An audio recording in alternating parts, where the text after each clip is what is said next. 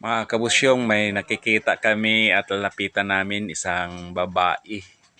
Nag-aano siya ng palay. Sobrang init ng araw pero tinitiis niya.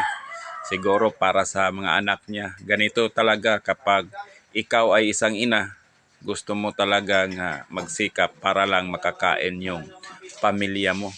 Kaya kilalanin natin ito kung ano ang ginagawa niya, bakit niya ginagawa sa sobrang tirik ng araw itong pag-aano ng mga palay, mga kabusyong.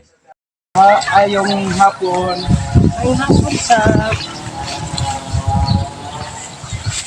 Ano yung ano? Ay, kumay. Anong ginagawa mo? May palay. Palay, tapos, di ba, kuha na yun siya, gigalaban ha? Sa wiling na siya, sa wiling. Ah, sa wiling na. Ay, amo ba yan sa wiling? Oo. Grabe no? Pwede pa ba yan? Wala bang linta? Wala bang linta? Ay, linta. Amo yung kakarsulis ako kay paako lang linta. Ano talaga, pag ina talaga, ginagawa talaga ang lahat para may pagkain. Gaya din eh. Silain. Kuha natin yung pangwarta. Yung bala mo, ano yung ginagawa ngayon? Oo, namunot na. Ano pa yan? Nag-aano ng niyog? Oo. Ano, gagawing uling? Ah, nanguhan siya ng bao. Hmm. Bao yung tawag. Tapos, buti binibigay yung ano, yung palay sa may-ari. Nasa nila yung kinaptog kay... Ah, dili na. Na kay... Pero may laman pa siya. Oo. Ay, may laman pa. Ito yung inaano, pag marami to mga kabusyong, ibibilad nila to. Ano na to, na-harvest na to ng harvester. Pero tumubo ulit, kaya ganito yung ginagawa nila. So, ilan ba yung anak mo? Maybe. 9 yung anak niya, so kailangan talaga magsipag para hindi mag-away-away yun pag walang pagkain. Bilang ina, ano yung pinakamahirap makita yung anak na walang maesaing, no?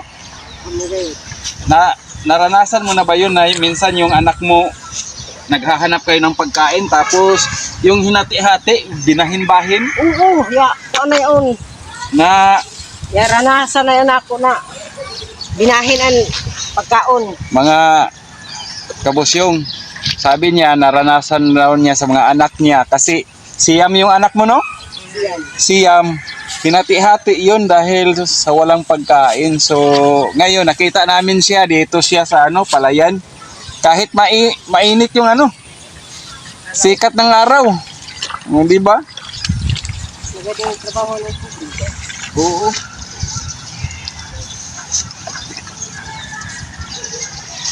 Ako nga, pasubo kung ano ba yung trabaho mo. Halika dito siyang para kung sakaling ikaw yung kung sakaling magkaasawa ka ulit, Yay! dito ka Kung sakaling magkaasawa ka ulit, marunong ka dito manghagdaw. Ano ba sa Tagalog tong Iba sa talagang hagdaw?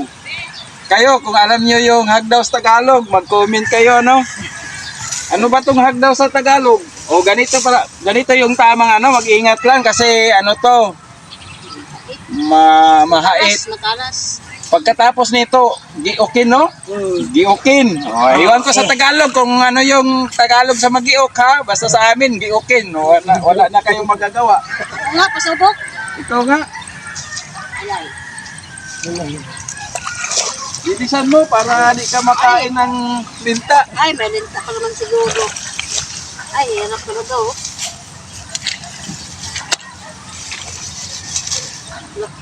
Di talaga basta-basta yung trabaho mo.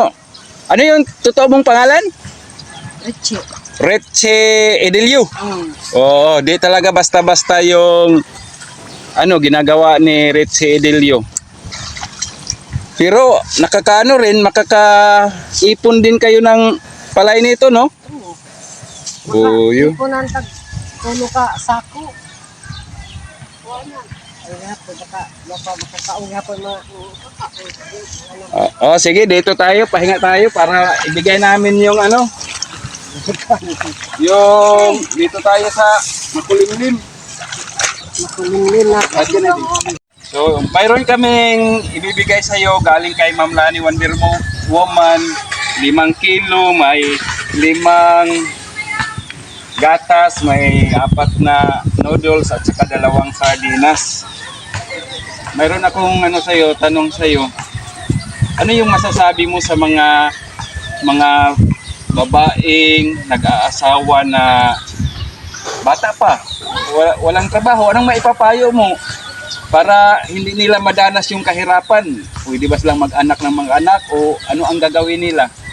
Ang ako yung gusto, yung mga bata pa kumana yung aminyo na ayan sa daga para dili na sila magminyo. Kay anamo tibali kalisod, dili nila matagamtaman. Ang sabi niya, ang payo niya sa mga bata, wag muna kayong mag-asawa, mag-aral muna kayo, no?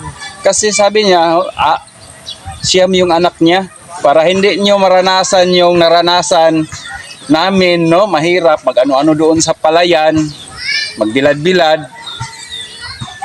Wag kayong mag-asawa. Kung mag-asawa, sakaling mag-asawa kayo, yung may trabaho, no? Yung may trabaho, yung may permanenteng trabaho. Dito sa amin, natural sa amin dito na walang permanenteng trabaho, probinsya to eh. Pero dapat masanay tayo sa gawaing probinsya. Doon sa bundok, mag-ano ng niyog, magkupra, dito sa palayan, kahit kagatin ka ng linta, hindi ka talaga matakot. So, ito yung 5 kilos. So, pasalamatan mo si Ma'am Lani ito. Salamat Ma'am Lani sa imo tabang sa mga pobre. Oh, salamat sa tulong mo, Ma'am Lani. Sabi niya, i-translate ko na lang kasi sa probinsya, Bisaya talaga kami dito, no? Tapos, sabi niya na malaking tulong to.